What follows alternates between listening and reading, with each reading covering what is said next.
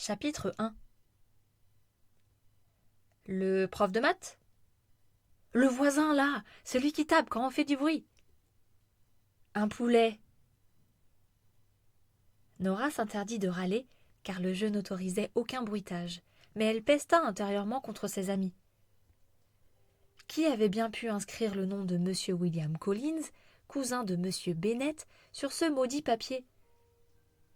Elle devait désormais mimer un personnage que personne ne semblait connaître, hormis sa colocataire Charlotte, sûrement à l'origine de la plaisanterie. Cette dernière, hilare, ne prenait pas la peine de donner la bonne réponse. Observer Nora se ridiculiser en imitant le protagoniste le plus risible d'orgueil et préjugés valait probablement son pesant d'or. Nora ne lui en voulait pas plus qu'aux autres, qui riaient aux éclats devant sa piètre imitation de l'homme d'église. Tous s'étaient démenés pour organiser chez elle une soirée improvisée, dans le seul but de la consoler de son échec cuisant lors de son entretien d'embauche du matin. Nora leur en était reconnaissante. Leur présence lui changeait les idées et avait déjà chassé son chagrin. Plus que son incapacité à convaincre l'employeur de ses talents, c'était le comportement du dit professionnel qui l'attristait. Il n'avait pas écouté un mot de ce qu'elle lui avait présenté. Avachi dans son fauteuil, ses petits yeux de binoclard rivés sur sa tablette, il avait marmonné des « et des « tout en faisant glisser son index sur l'écran tactile de l'appareil. Nora n'avait pas pu le vérifier, mais elle le soupçonnait fortement d'avoir battu son record sur Banana Crush au moment où elle avait attaqué le descriptif de son expérience en entreprise.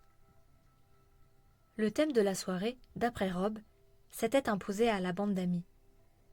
Soirée loser, en hommage à ce recruteur. Ils avaient pris soin de rater leur pâtisserie, d'inventer des cocktails imbuvables, de faire tourner en boucle les flops les plus mémorables des chanteurs de la décennie passée, et d'inscrire sur les morceaux de papier que chacun tirait à tour de rôle les noms des êtres les plus pathétiques jamais rencontrés. Ils avaient donc mimé au fil de la soirée 2 de leurs camarades de promotion de leur dernière année à l'université, 3 professeurs, les héroïnes des derniers romans à l'eau de rose classés best-seller, quelques politiciens, et désormais, M. Collins. Nora fut sauvée par la mélodie ringarde de l'un des morceaux ajoutés à la playlist de la soirée. L'appel du synthétiseur fit bondir les 5 amis réunis dans le salon de Nora et Charlotte, sur Liverpool Road, dans le nord londonien. Avec bonheur, ils entonnèrent le refrain en tapant des mains et des pieds.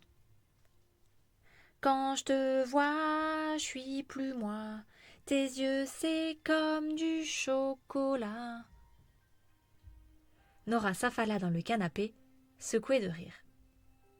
Bon, qui veut du gin pas très tonique ? Demanda Annie quand tout le monde se fut rassis. Elle disparut dans la cuisine. Pendant un instant, la musique s'arrêta. Aussi n'entendit-on plus que le cliquetis des verres et des bouteilles. Annie avait inventé une recette spéciale pour l'occasion. Un gin tonic si dilué que chaque gorgée ressemblait à du quoi exactement? Du rien. Un gin tonic de loser conformément au thème de la soirée. Pas même de quoi rendre le cerveau allègre. C'était sûrement mieux ainsi. Nora se présenterait à un autre entretien le lendemain en fin d'après-midi. Une gueule de bois ne jouerait pas en sa faveur.